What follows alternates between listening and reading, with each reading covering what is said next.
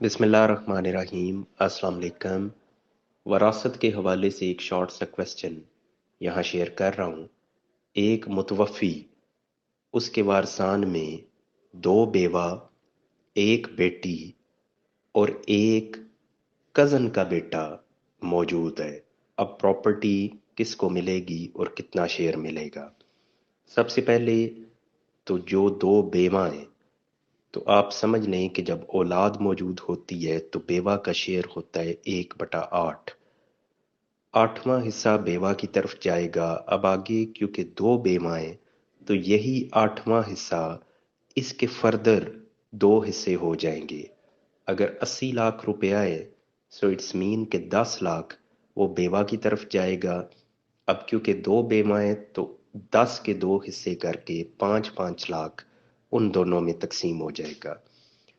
बेटी का हिस्सा होता है, अकेली बेटी है तो उसका होता है 1/2, यानी आधी प्रॉपर्टी वो बेटी की तरफ जाएगी। अब टोटल प्रॉपर्टी है 80 लाख, तो उसका हाफ यानी 40 लाख वो चला जाएगा किसकी तरफ? बेटी की तरफ। अगर बेटियां होती एक से ज्यादा, यानी दो होती, तीन होती, तो फिर उनको मिलना था 2/3। अब यहाँ अकेली है तो उसको मिलेगा 1/2। 1/2 चला गया बेटी की तरफ। आठवां हिस्सा चला गया विडोज की तरफ। यानी ये टोटल प्रॉपर्टी चली गया 50 लाख, रिमेनिंग रह गया है 30 लाख। अब जो कजन का बेटा है, क्या उसकी तरफ कुछ जाएगा? तो ये जहन में रखें कि कजन अगर तो वो है मुतवफ़ी के चचा का बेटा, तो फिर तो प्रॉपर्टी जाएगी उसकी तरफ। और अगर कज़न बनता है मुतवफ़ी की फुफ्फो का बेटा, खाला का बेटा, मामू का बेटा, तो फिर उसकी तरफ नहीं कुछ जाएगा। अब ये क्योंकि यहाँ जो प्रपोजिशन पूछी गई है उसमें ये कज़न है चचा का बेटा, मुतवफ़ी के चचा का बेटा, और आगे वो डायरेक्ट कज़न भी नहीं है बल्कि कज़न का भी आगे बेटा है, कज़न भी फोत हो चुका है।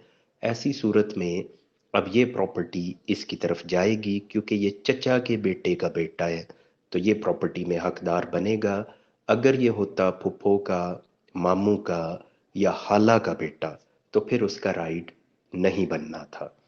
ये यहाँ इसलिए, वैसे तो क्वेश्चन आते रहते हैं लेकिन यहाँ क्योंकि एक पॉइंट आपके सामने रखना था कि कौन सा कज़न हकदार बनता है, इसलिए मैंने इसको यहाँ वाजे किया।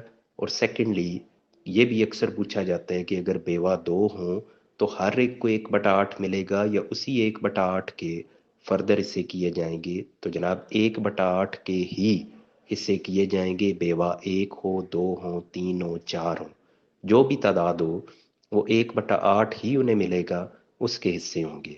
अलबत्ता अगर औलाद मौजूद नहीं है तो फिर बेवा का हिस्सा 1/4 होता है।